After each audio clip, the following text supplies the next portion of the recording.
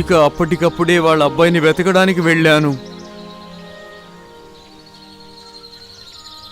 నేను అతని కోసం ప్రతి చోటా వెతికాను, కానీ అతను ఎక్కడా కనిపించలేదు.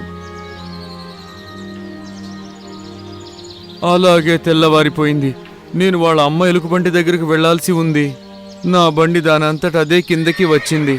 ఇంకా కిందకి వస్తూనే మాయమైపోయింది.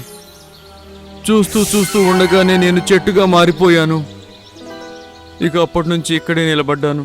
తన యొక్క కథ వినగానే జంతువులన్నీ బాధపడ్డాయి. మీరు కంగారు పడకండి.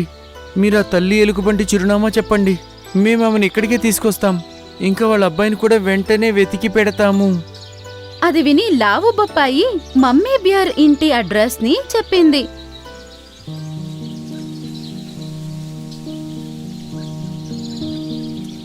మరియు జంతువులన్నీ కలిసి అప్పుడే మమ్మీ బియర్ ఇంటికి వెళ్ళాయి.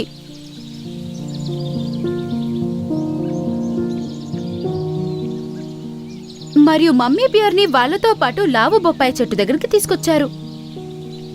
దానిని అక్కడే వదిలేసి జంతువులన్నీ వేరే వేరే దిక్కుకి బేబీ బియర్ ని వెతుక్కుంటూ వెళ్ళాయి.